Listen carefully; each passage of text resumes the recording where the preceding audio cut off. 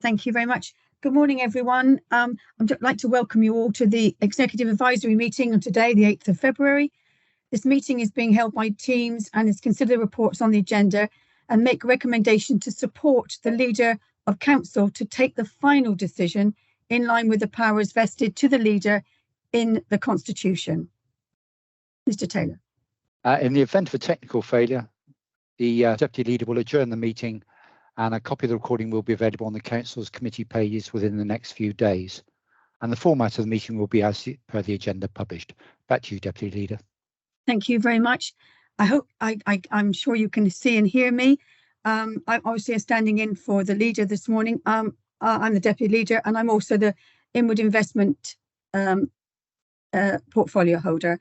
Can I now hand over to, can I ask please our team, our management team. Oh, no, sorry. I need to ask our executive members. Can I go to Janet, Councillor Keane? Can you just introduce yourself, please? Good morning, everyone. Janet Keane, Communities and Wellbeing and Climate Change. I confirm that I can see and hear everybody clearly. Thank you. Thank you, Councillor Keane. Our next councillor. Okay. Sorry, somebody's sending me a message as well then. So do we have any other councillors? Councillor Mike Caswell, sorry. Yes, good morning all. I can clearly hear and see everybody. Thank you very much. Now I go to the Deputy Chief Executive and we'll carry on then after with all the officers after, please. So Deputy Chief Exec. Good morning, Doug Bamsley, Deputy Chief Executive. I confirm I can hear and see everything. Thank you. Melanie? Mrs. Wellman? Good morning, Melanie Wellman. I can confirm that I can hear and see everything. Thank you. Mr. Howlett? Morning, everyone. I can confirm I can see and hear everything. Thank you. Thank you. I apologise if I've missed any other officers. Oh, Mrs. Monteith, I do apologise, sorry. No worries. Alison Monteith, Deputy Section 151. I can see and hear everything. Thank you very much. We also have present with us Mr. David Mears, the clerk from the Town Council, and obviously other members of the District Council. So welcome today. If I've forgotten anyone, I can't see anyone present on here. So Mr. Taylor, can you see if I've missed anyone just to ask them? I didn't want to miss any members of the executive. There's Councillor Brian Smedley, the leader of the opposition group, is present. Yes, welcome. And Councillor Gilling. Yes, I can hear and see everything. Thank you. Finally, it's a teenager to get through. Oh, sorry. Thank you. Well, I'm glad you're here now, Councillor Gilling. Won't be the same without you. Thank you. Okay, so I'm going to start the meeting now, and apologies, Mr. Taylor. Yes, Deputy Leader. Apologies from Councillor Duncan McGinty, Leader of Council. I also have apologies from our Chief Executive, Bob Brown, and Councillor Mark Healy. Do we have any other apologies, please? Okay, no. Item 2 are minutes of the meeting held on the 1st of June 2022 to seek confirmation from the Executive Advisory Meeting for the Leader to confirm the minutes as a correct record. Do we have any comments, or are they a true record? Fine. Everybody happy? Thank you. Item 3 is declarations of interest. Do we have any? Yes, Leader.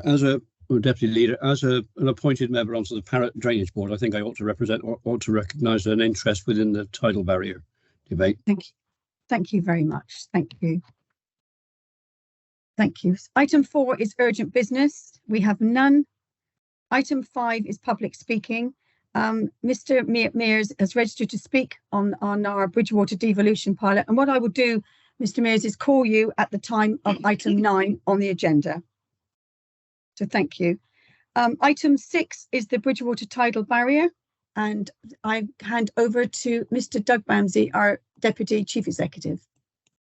Thank you very much, Deputy Leader. So this morning's meeting has a fundamental purpose, which is to reaffirm this council's support for the Bridgewater tidal barrier and the funding mechanisms to deliver it. We do so, of course, very close to the new council, Somerset Council, taking responsibility for the barrier. And I think in that sense, it's even more important to reaffirm our support and the funding process before we hand that project over. So in terms of the barrier, you'll be well familiar, particularly Councillor Caswell, with the scheme that is very much designed to protect both existing properties in the Bridgewater area and new properties. And we've worked very hard over the years now, since 2009, where we've been collecting financial contributions from development. And we've secured that both as Section 106s and indeed through the SIL mechanism. The barrier was included in the 10-year action plan after the 13-14 floods, very much as a fundamental part of the delivery of protection for the Somerset area, particularly in this case, Bridgewater. It will protect, and you'll see the statistics in there, about over 11,000 homes and businesses, about 1,500 businesses, and fundamentally it will protect the vast majority of Bridgewater and surrounding area. You'll also be remembering that a Transport Works Act application, which allows the building of the barrier together with all the associated navigational changes and so on, has been approved by the Secretary of State, and this provides all the necessary planning permissions that are required. In most recent times, we've been working very closely with the Environment Agency in terms of developing the plans for the implementation of that scheme and including the funding for that. And we've been doing that through establishing a funding mechanism, which you'll be very familiar with. Currently, there is a substantial effort going on to finalise the details of the actual engineering of the scheme. There is exploratory works are going out in terms of the sort of things that need to be assessed in terms of the conditions in the river channel and so on. And those members who've been in the area recently will have noticed that the access track on the Chiltern Trinity side is commenced in terms of the sort of works that are going on there to ensure that works can be done to the barrier without going through Chiltern Trinity. Most significantly for this council has been the role in terms of putting together the funding packages, and under paragraph 3.2 you'll see the current funding initiatives that have been put forward, and the substantial sum of that is the what's called FDGIA, which the funding is Flood Defence Grant in Aid, which is the national funding, and you'll remember that the government has confirmed that funding. There is other government funding available, which is through, for example, the protection of school premises, the Department of Transport also contributing. So there's other funding which is important given the significance of this project. And then you'll see the project funding that's available through this council, and that is principally through Section 106 and Community Infrastructure Levy, SIL funding. And £2 million is there also about the demonstration of the funding of the Express Park site. You remember that we bought that site, so that's included in that as well. There is also funding from the Environment Agency and local levy. Somerset Rivers Authority has given funding over a number of years, and Department of Education is also contributing towards this barrier because it protects a number of schools. So an overall funding package adds up to the total requirement, and in that sense we have a package available to do that. Still work to be done, and you'll see that in the table that follows it talks about what's already secured, what is also in the pipeline, and that's very important to recognise that there is still work to be done, and the following table illustrates that. In that sense, that's why it's important that this council and indeed the Somerset Council will confirm the funding that's available and the process that's involved to achieve it. In doing all of this, the important thing is that we need to make sure that we're able to demonstrate local funding, because the Flood Defence Grant in Aid is always given on the expectation of local funding. And whilst we can be confident that we can secure that funding, we do need to be able to demonstrate how we might react to different situations in terms of the timing of our local funding being deployed towards the end of the project. And equally, we need to be sure that we have confidence in being able to say to government that we have that, and that's the work that we're doing to do. The new council, Somerset Council, as paragraph 3.6 sets out, will need to enter a funding agreement with the Environment Agency to secure this funding. That will be a formal funding agreement, and that will be something the new council will need to do. And then in that sense, it's going to be important for that consideration of the council going forward. Now, Somerset Council, as the continuing authority, is well aware of this project and, of course, has been a partner in it. But the new council will take on responsibility this council has had up until now in terms of securing the local funding. In terms of the options available, fundamentally, we're hoping that you're able to support this as a carry forward to the new council. It's very much a project that's undergoing, and I don't think there's any doubt in any of your minds of the importance of this project. And of course, it's a fundamental project that underlines the success of Bridgewater and the area that surrounds it. And it's worth saying, of course, funding for this barrier has been featured in both the town deal, which was a successful bid to government, and indeed more recently in the Levelling Up bid, which is promoting this former Bridgewater Hospital into a centre of excellence for social healthcare. And that was included an element of barrier funding. And why was that? Well, because quite simply, the Bridgewater barrier will protect that area, as it will protect the town of Bridgewater and the centre of Bridgewater as a whole. So it's consistent with applying funding in as part of the packages for each of those two initiatives, which of course are very substantially positive. In terms of the recommendations, I think they're fairly straightforward, which is to be noting the update of the funding situation in terms of future funding and existing commitments. It's very much for this council today, the executive today, to consider endorsing the support for the barrier, and indeed, of course, not just the barrier, because there are downstream works which are very extensive to ensure the barrier not only fulfills the protection of Bridgewater, but also the surrounding area. And equally, we need to make sure that we continue to make our support clear, and that's why the last of those bullet points gives the delegation, if your agreement, to confirm that support.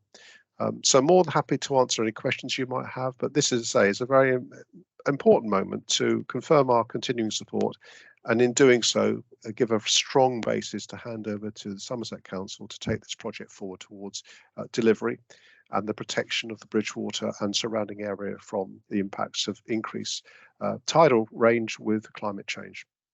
More than happy to answer any questions you may have. Thank you. Thank you very much, Deputy Chief Executive. I think we all know that this is a very crucial project, and we want to see this go forward. No doubt. I would like to ask. I can now see our portfolio holder, Councillor Mike Caswell. I'm sure he would like to endorse this report. Thank you, Councillor Caswell.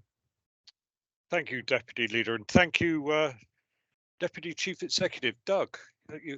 You've worked tirelessly on this project, and it's been a pleasure to work with you with it. We must carry on with this. The events of the last couple of sort of weeks, I suppose, has made it even more important. As we know, that the levels out around Moorland and everything like that, at times they had to stop pumping because all it was doing was coming back up the river. If we had the barrier, then we could have continued pumping, and that would have further helped the situation out there. I fully endorse what Doug has said, and I'd like to move that we accept the proposition. Thank you. Thank you very much, Councillor Caswell. Yes, as you say, there's a massive amount of work's been done on this, and we're handing something over in a very good state. So I think that's very, very good. Does anybody else, members of the council, does anybody have any questions, please? If you could indicate by the raising your hand. I'm sure Mr. Taylor, he will find, Councillor Filmer. Thank you, Deputy Leader. It was just really to endorse what's already been said and very much support this ongoing. In terms of the future economic development of Bridgewater and this whole area of Sedgemoor, without that barrier, all of the economic development and planning is based on making sure that we've got safe areas for these developments to happen. The barrier is crucial to that, and so therefore it is absolutely essential that this does go forward, and totally endorse, as I say, what's been said by the previous speakers. Thank you very much. Thank you, Councillor. Councillor Gilling. Can you unmute yourself, Councillor Gilling, please? I am now unmuted, I trust. You're unmuted, you are. Thank you. My one area of concern is the enhancement of the bank side of the Chiltern Trinity side, whether that's going to create potential problems for landslip and things of that nature. And I'm no expert on geomorphology or whatever the term that's being used is. In terms of the strength of the bank to contain the water that is being discharged through the Parrot system, whether the barrier can actually contain or control it. And that's one of my concerns. I don't know whether Doug's got any specific detailed answers on that element, because I am concerned about the risk to Chiltern Trinity Village and also the possible overtopping at that bank. Thank you. I think we do have two experts on this. So, Mr. Bamsey, do you want to go first, or shall I go to Councillor Caswell? Go to Councillor Caswell first. Councillor Caswell, please. Yes, well, I can allay Councillor Gilling's fears. There is a secondary containment, and should there be any overtopping, but the banks themselves will have been modelled and engineered to withstand exactly what you're talking about. And the people of population of Chiltern Trinity, I can assure you, are now very firmly behind this project. They are indeed. Thank you.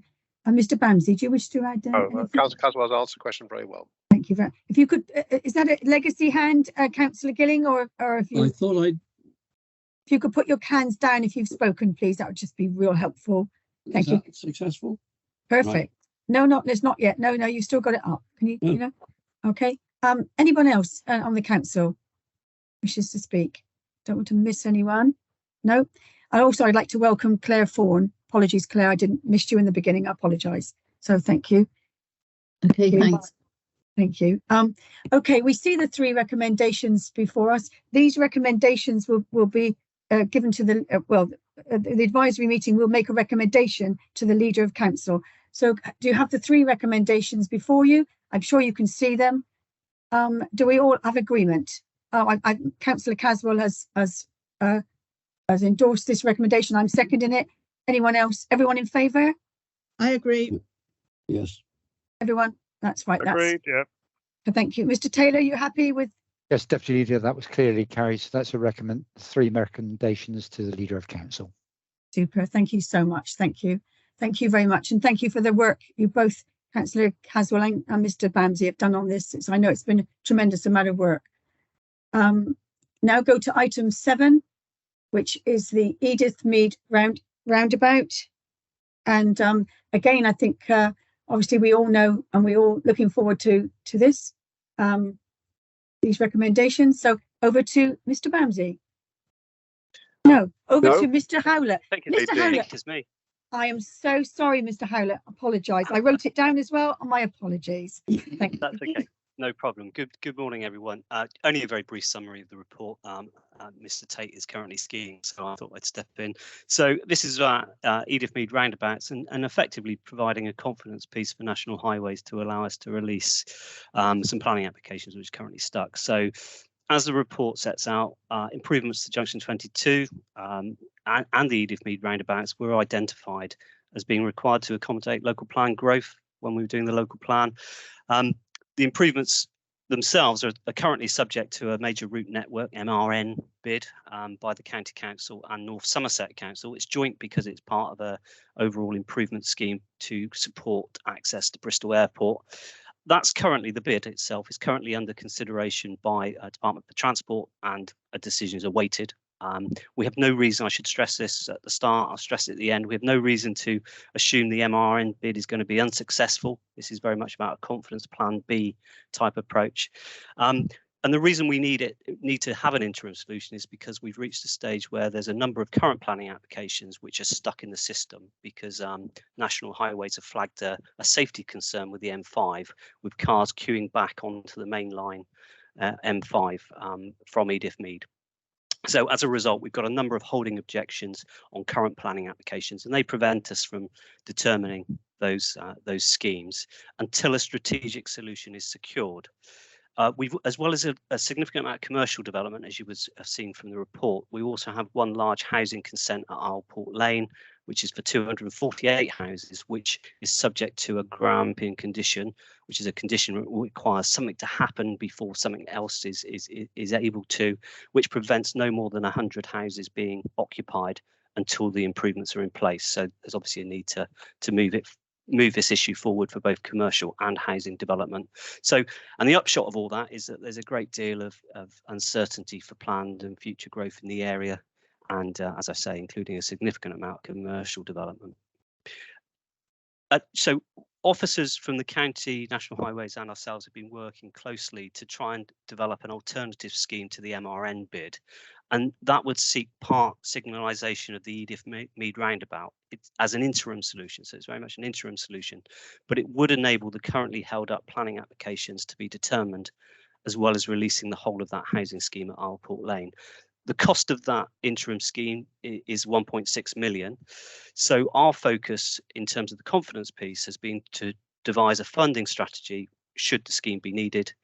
And as part of that, as the report says, the County Council have confirmed that they would be willing to use up to £500,000 of partnership funding or match funding, which is reserved currently for the MRN scheme if that was unsuccessful.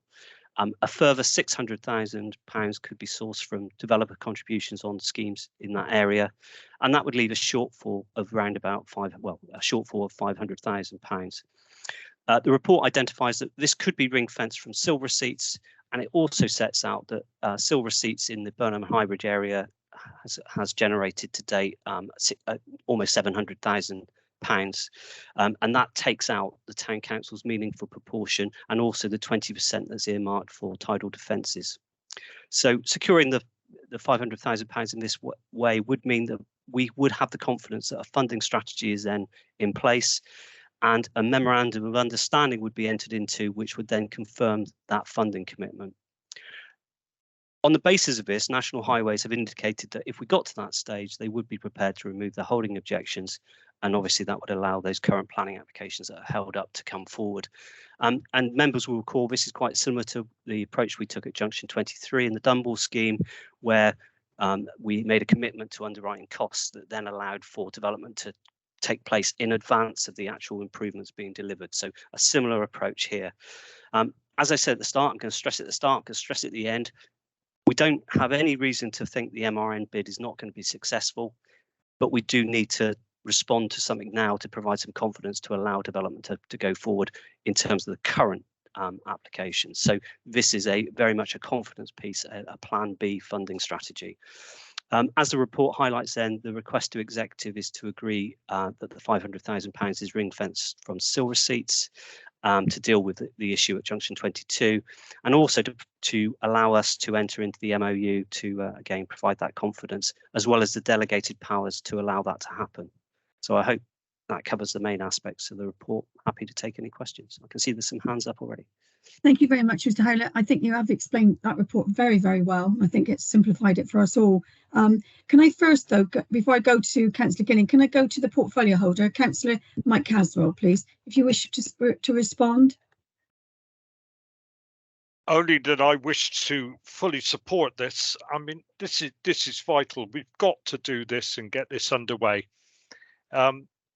It's holding up a lot of development. It's holding up both industrial and domestic. And Mr. Hewlett has been absolutely right on the ball with his submission today. I can only support it. Thank you. Thank you very much. Thank you. Councillor Gilling. Thank you, Deputy Leader. As this development sits within the middle of my ward, I wanted to have a brief comment about it. Insofar that the elephant in the room has not been yet mentioned is the recently granted consent for an expansion of Bristol Airport. I think that particular scheme is going to impact very, very heavily on that decision to expand the airport to something like 12 million new passengers a year. Mm. And it's going to impact on the ward as it comes up through the A38. And I hasten to add, with no personal prejudice at all, right past my front door. I'm equally concerned that it might indeed impact on the entire ward, in that it will suck more commercial and possibly holiday interest away from it. But at the same time, that's not my major concern. My major concern is the impact that the generation that this will generate with the airport expansion. That's basically all I want to say. But I support the proposal in principle. But yeah. Okay. Thank you very much, Councillor. Mr. Howlett, did you want to respond to that at all? Only to say the MRN bid is obviously very much based on the expansion of the airport and the need to improve the access and the impact of that. So nothing further to add to that. But again, it would suggest the MRN bid is in a good position, hopefully. Thank you very much. Thank you. And I think you're absolutely right. And I think to have a plan B, to always have something in the background is always a very safe thing to do. And I think it's, Councillor Caswell, I'm assuming that you wish to move these 3 recommendations. Oh, I beg your pardon. Councillor Sorry, I said Bob Filmer. Councillor Filmer, sorry. Thanks, everybody. It was just again to echo my fellow ward members' comments that from Councillor Gilling. This is a critical part of development for our ward. I think the Edith Mead roundabout is one of the few junctions off the M5 that hasn't been upgraded in recent years. Mm-hmm. It desperately needs it, and we've managed to, as Mr. Howlett said, get the MRN bid in place. But obviously, again, wearing my other hat in terms of development management, we've got in the local plan the development of the Isleport Business Park and that further expansion. It is desperate that we see those things moving forward. This is people's jobs that are on the line here as well, because we know that there are a number of investments wanting to go on that site, which are currently held up. So very much welcome this recommendation. And again, it shows Sedgemoor being proactive in bringing answers to what have been intractable problems over time. Thank you very much, Councillor Filmer. Thank you. Yes, absolutely. This is, we're really very pleased to get this, and hopefully this will get on its way. It's a vital part of infrastructure. So I will second the recommendation. Is everyone in favour? I support. Thank you. Mr. Taylor, happy with the recommendation? Yes, Deputy Leader, those 3 recommendations to the Leader of Council were passed. Thank you.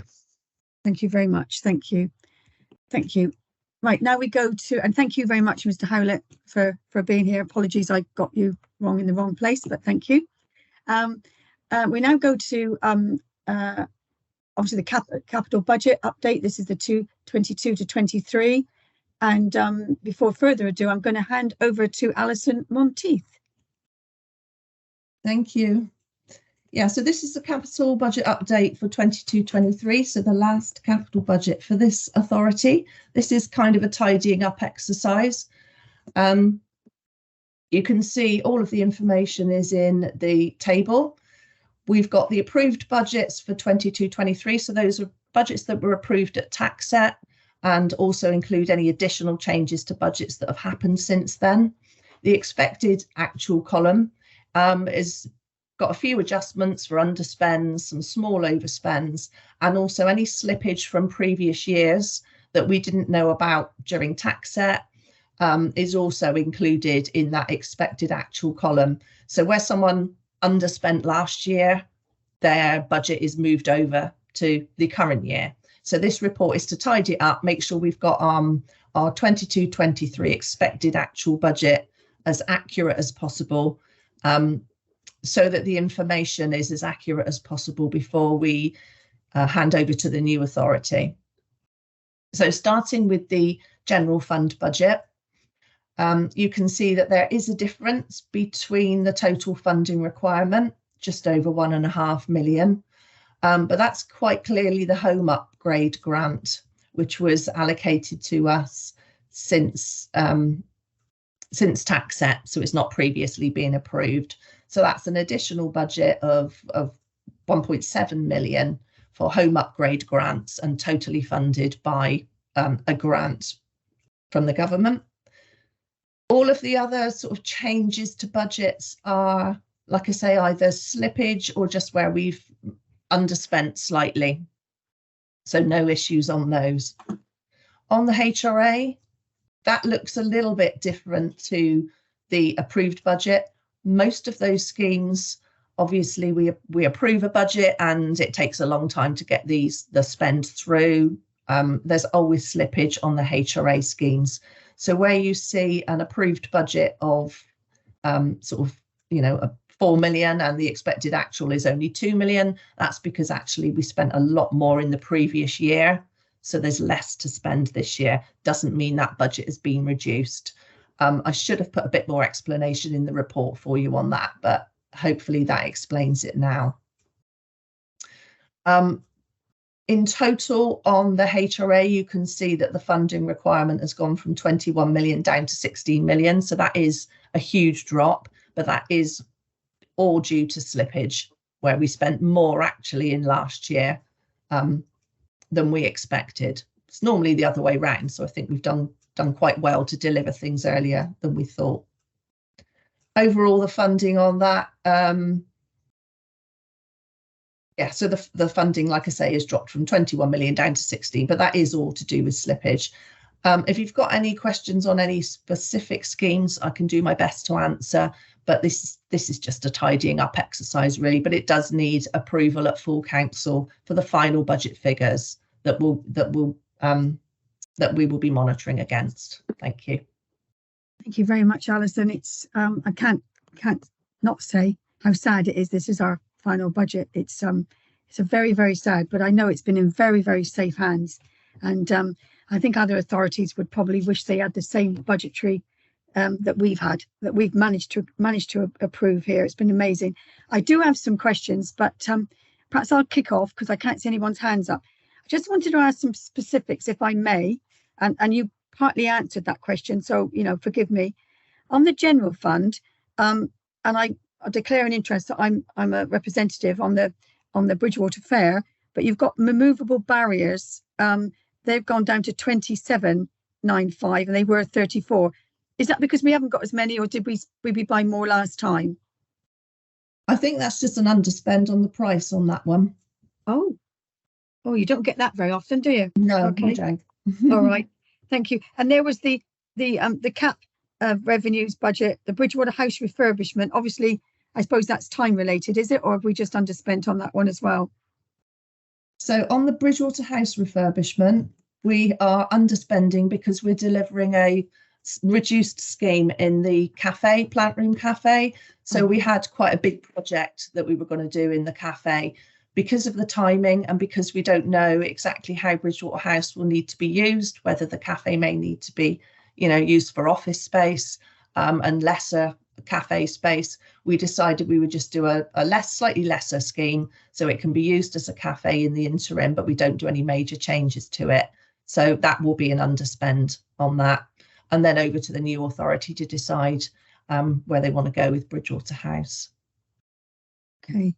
The cap, sorry, you did mention the cap underspend. That's simply that we've moved that from capital over to revenue because that's mostly salary costs and consultancy costs. We've moved that over to revenue. That was always funded by revenue anyway, so it doesn't have any actual implications. Okay, thank you for that. And on the HRA, I just wanted to ask about Penley House. That's considerably, that's what 1787 down. From an actual, is that? Can I just ask why that is? Is that again just materials, or is there some reason for that? And the Sydenham garages as well. Those particularly. I'm told that both of those are slippage. Now on the Penley House, I'm not sure whether that's slippage into next year or whether more was done last year, because I've not been involved in the actual development. Okay. But neither of those budgets have been reduced. It's just the timings of them. So they either delivered more last year or they will be slipping into next year. So they will go forward to the new council we don't want to lose sight of those two important things, do we? Anything that's in progress when we leave it will carry forward to the new council. The only budgets that are at risk are where things aren't actually started. But I think all of these are. We seem to be the only council that's done an underspend, so I think we're definitely in the good seats. We're definitely in the good seats. Thank you so much for explaining that, though. I really do appreciate it. Oh, there's just one more thing. The Cricketers Nether Stowey 16 homes. Is that not happening? I mean, that is happening. Is that going to go to next year? I don't I'm not sure on Okay. that one. I can find out on that one. If you could and find get out and back let to me you. know, yeah, that would be really great. Thank you so much for that, because it doesn't actually, there's nothing in the report that actually explains that one, and that'd be great. Thank you so much. Can I go to I'm going to call you a councillor now, Deputy Chief Executive Doug Bamsey. Thank you, Deputy Leader. Just on those housing schemes, the Penley and the garage scheme, they did start a bit later than was originally intended. So that's why the expenditure profile has changed for this year. So both are underway. Both will be handed over as ongoing projects. And the Netherstowe one, yes, that is again, it is progressing, but again, it's the timing of that in terms of wasn't quite what originally intended. So it is as always a little bit longer to take getting those important schemes. All three of them are very important for delivering homes, as you well know. Yeah, I think it's the reassurance that nothing's lost. I think that's always a good thing for us to know. Nothing's lost. No, I think we're really good. Does anyone else have any members of the executive? Any questions, please? Members of the council, any questions? Mr. Taylor, I'm not missing anyone, am I? I can't see anyone else. Okay. Deputy Leader. Okay, well, I would like to put the recommendation to the Leader of Council, the revised budget requirements for 2022-23. Do I have a seconder, please? I'll second. Councillor Keane, thank you very much. Everybody in favour of that to go through? Yes. Agreed. Thank you. Mr. Taylor, you happy? Yes, Deputy Leader. That's a recommendation to the Leader to recommend the full council to approve the revised capital budget requirements for 2022-23 has been clearly carried. Thank you. And can I personally thank on behalf of our council, Mrs. Monteith, for the sterling work that you do and will carry on doing, hopefully. And you've done a brilliant job. And like I've always said to you, if you want to come and look after my accounts, please give me a call, because I know they've been in very good hands. So thank you so much for and please thank the team as well. Thank you. Absolutely, thank you. And yeah, it is mostly the team. I don't want to take all the credit. I just bring it together. I've always got to have a good leader, though, haven't they? So well done. Thank you. Well done. Okay, the next item is the last item, is the agenda item 9. This is the Bridgewater devolution pilot. Before I hand to Mr. Bamsey, the Deputy Chief Executive, I'm going to ask David Mears, who is the clerk to Bridgewater Town Council, who wants to speak on this item first, and then I will ask Mr. Bamsey to give the report. So over to you, Mr. Mears. Thank you, Deputy Leader. Thank you for this opportunity to you and your executive members for the opportunity to speak. I just want to say that since November, myself and officers of the District Council, we have been very proactive and worked in a more positive manner on the Devo pilot. We have made significant progress. So I just want to pay tribute and thank you to your Deputy Chief Executive and other officers, and also indeed to your Chief Executive and your leader, who we've had numerous meetings with as well. So we've had some real momentum behind it. The Devo pilot is, in essence, it's about local responsibility and local management. Bridgewater Town Council wishes to protect Sedgemoor District Council's legacy, and we also want to enhance it as well. The new council will have some significant financial pressures. This is not unique to Somerset. This is across the whole local government landscape across England and Wales at the moment. So we absolutely want to protect the absolute sterling work that Sedgemoor has done, the investment that they have made in parks and open spaces. We want to protect that, and we want to enhance it further as well. By having local control and local management, we will be able to have a proper sharp focus on the functions and assets that we have provisionally agreed as officers to come over to Town Council. And we also have local elected members with their heart truly at the community element of Bridgewater. So, we'll have real momentum with this. We also don't have the budget pressures either that will be the Principal Council will be facing. In essence, I will encourage you to support the recommendations in the report. That will enable your officers then to put some momentum into elements that they can and have the knowledge with, and then hopefully that will be handed over to the Unitary Council in a good shape so we can then continue that journey forward. So thank you for this opportunity. Thank you very much, Mr. Rizana, and it's really good, as I never expected anything different than obviously working as a team, work together to protect our legacy from Sedgemoor.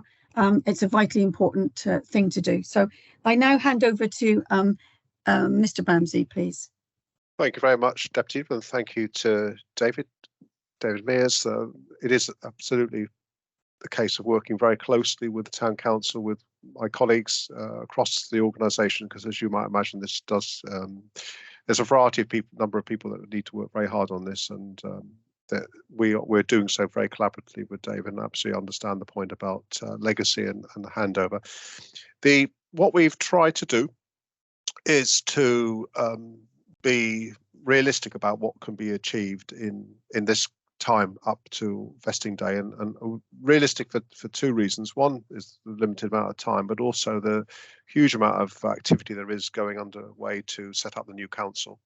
And I'm conscious that there's the very same people that we're asking to be involved in these consideration of the assets and functions are the very same people that are particularly under pressure, as are so many people, to make sure that local new council sets up in the best possible way it can do as of the 1st of April.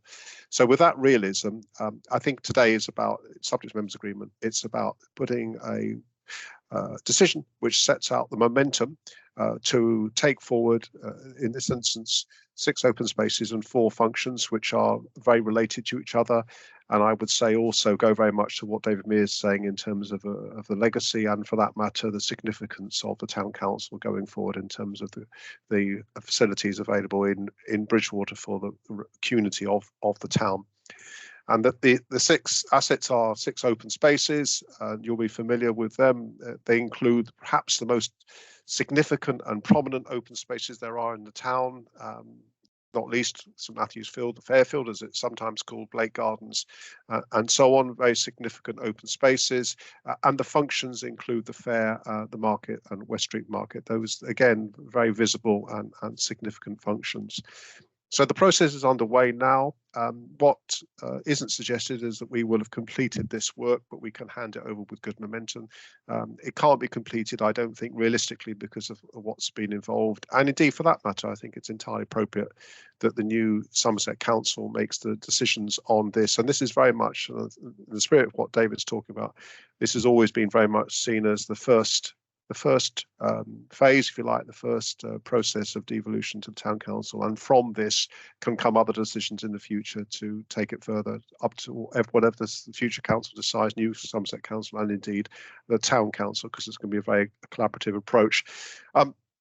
More than happy to answer any questions about the specifics. As you might imagine, things are never quite that straightforward in terms of open spaces, because a lot of these open spaces have a variety of structures on them and activities. We're going through a process of agreeing, and I don't know whether James has been able to join us on the call. We're going through a process of specifying the work that's carried out currently on these open spaces, with the view to, for the first instance, that the new Somerset Council will carry on the maintenance on behalf of the council on the assets that were transferred to them. And in some instances, we need to actually determine how much that activity is going on. We need to specify that. We need to agree that with the town council. And then we also need to explore matters such as the basis for the carrying on of markets and the process of the legal views about where that fits into the charter and so on, and how that fits in. So the recommendations before you today are a series of practical steps. Firstly, to agree that these assets and functions are the ones that we should concentrate on, and confirm that, and then so doing hand that process over to the new council, but having effectively set out what are the first assets and functions to be part of this devolution. And secondly, in 2, it talks about what will be undertaken. We need to value the assets, because if they are to be given to the town council, we need to do so on the basis of the valuation. We need to do that because of the legal process of actually transferring assets to another organisation, another town council, another council. We need to dispose of we need to advertise disposal of open space, and you'll be familiar with that in terms of we done that as we have done every open space, and that will inevitably produce some objections. It always does. And some people will misunderstand potentially what it means. It clearly does not mean they won't remain as open spaces, but some people sometimes misinterpret that. So we would have to, or we won't, the new council will have to consider those representations and consider that. We need to do the service specification, which is we're underway now, and James Presdy, particularly from Clean Surrounds, has been working very hard on a spreadsheet of all the activities carried out in the open spaces, and we David has seen an initial draft of that, and that's will soon go to David to talk through, the town clerk to talk through the details of that, and agreeing therefore what services are undertaken on behalf of a new owner, the town council. We also need to agree, and I mentioned that, agree the legal basis for the transfer of the market functions, and it might be in the shorter term, it's a case of an under license the town council will take on the markets, or in the interim of actually needing to sort out perhaps a more challenging legal issue about the actual ability to transfer the charter.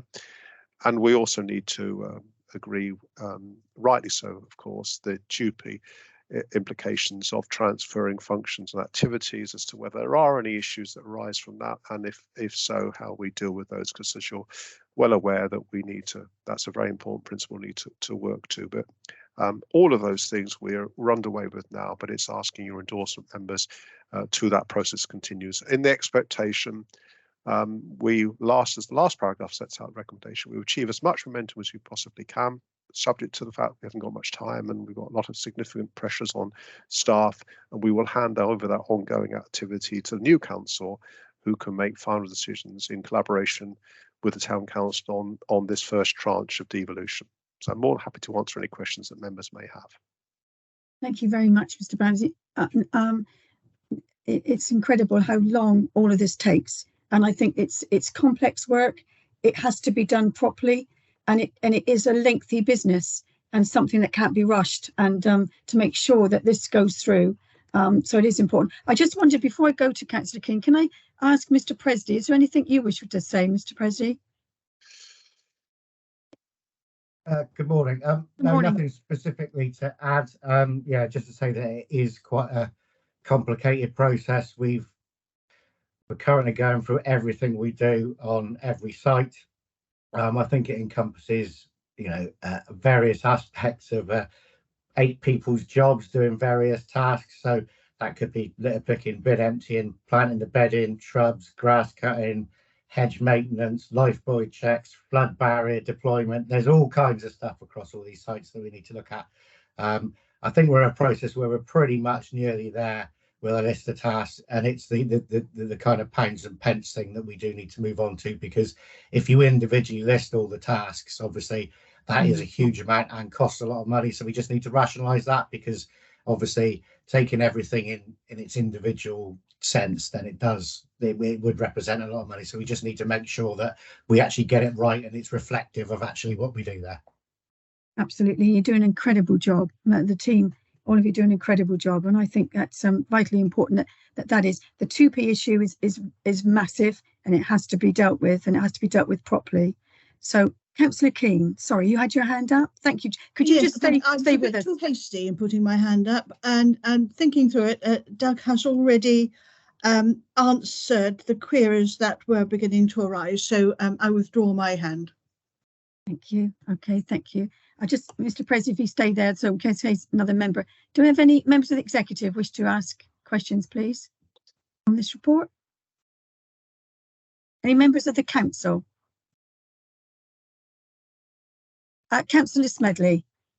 He's the the leader of Bridgewater Town Council, which as you know, I sit on the Town Council as well. So, Councillor Smedley.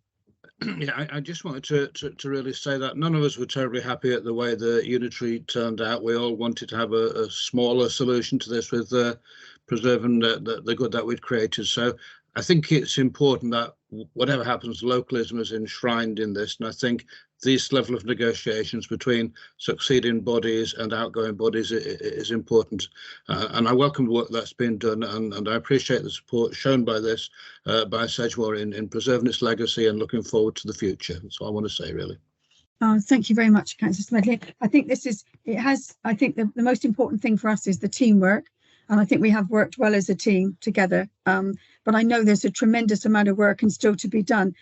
Can I ask you, sorry, Mr. Bamsey, about the 2p? I noticed in the report, it is obviously the areas of the 2p. Is that going to be sorted out clearly? Is that fine? Or yes, definitely it will be. There is no the 2p transfer will occur entirely to the new council as of the 1st of April. Beyond that, we will work. We and the future council, new council, will work very closely with the town council on 2p issues, and we all recognise town council, district council, county council, and the new council obviously realise that 2p is a really important consideration. So we will make sure we get that right. But in the first instance, all Sedgemoor staff will, as you well know, with a few exceptions, will transfer to the new council. That isn't intended to be altered by this, but 2p will always be a factor to be borne in mind in discussions like this. Yeah. I think it's the protection of our staff is vitally important to us, and that's what I want Mr. Presley to know, that we all think in the same view, that we really do want to protect our staff, absolutely, and the good work they do. So, okay, Councillor Smedley, is that a legacy, or have you just forgotten legacy, or you still want to speak? No, you've gone off for a cup of tea. Yeah, right, thank you so much. Right then, members, if there's no one wishes to say anything, we can see the recommendations there are the 6 areas of assets, the 4 areas of functions, and then we talk about the evaluation carrying on, and then is agreement with the town council on the 2p implications and asset and functions transfer. I would propose these to the leader of Sedgemoor District Council, Duncan McGuinty. So do I have a seconder, please? Need a second. Thank you, Councillor Keane. Everybody in agreement? Right. And can I say before we go, I think that this is a very sad day for Sedgemoor always, but the good part is that we carry on, and the good works that have been so dealt with so well in Sedgemoor are carried on, and that's the one thing we've got to make absolutely certain. And I know Councillor Smedley and I, and obviously Mr. Mears, will make sure that this work carries on in the quality that it has always had in Sedgemoor. So I thank you very, very much. Councillor, I've got the leader of the Somerset County Council, Councillor Evans. Did you wish to speak? I'm so sorry. I didn't. My apologies. I flashed my camera on by mistake because I was. Sorry, you don't normally flash at me, and I didn't want to as I was doing so. So my apologies if that was unexpected.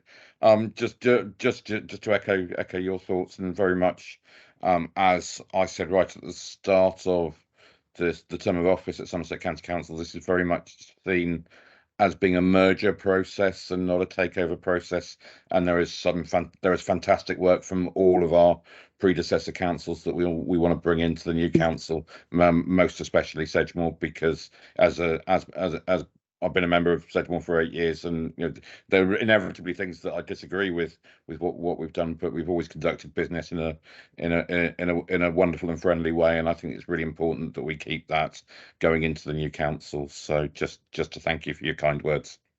Thank you, and thank you for endorsing this. You've come in just at the right time, which was really super. Thank you very, very much. Could I just ask, I see we have the Chief Executive, who was at a very busy morning this morning, but is there anything you wish to say, Chief Executive? No, thank you, Leader. I've only just come in at the end, but thanks to Doug, because I think making progress on that last item was really important, and cooperative approach, as has been illustrated, is really important. So thank you, Deputy Leader. Thank you very much. Well, there's no other business, and I think we have one more executive, I believe. I think I'm right in saying so. Yeah, it's going to be difficult, but I really do want to thank Mr. Bamsey. Tremendous work. Oh, and Councillor Evans would like to come back. Councillor Evans, because I'm a nice deputy leader. You can. Oh, you are the nicest deputy leader I know. Or are you? Anyway, I was just wondering whether it might be possible to have the very last executive meeting of Sedgemoor District Council in person rather than virtually, yes, given it is an auspicious occasion. Yes. And I'm sure you'll bring the cakes. Well, I'm sure I will. I mean, I have to say, I know our leader, Council Duncan McGuinty, has really had a rotten time of it with illness recently, and I know he wanted to be here today. So I'm hoping that he will be well enough. But if not, you've got me. But we just want to make sure that he's well, because he's had a very, very bad time, and you know, we want this to be, it'll be his last executive as well. So it is a momentous occasion, a very sad one. I have to tell you, very sad one, but we need to look forward to the future. And as long as, and Bill's kind words really is excellent. So thank you very much. Okay, with that, I close the meeting and thank you all for your attendance. Thank you very much. Thank you. Thank you. Bye. Thank you. Bye-bye. Bye. Thank you. Bye. Bye-bye.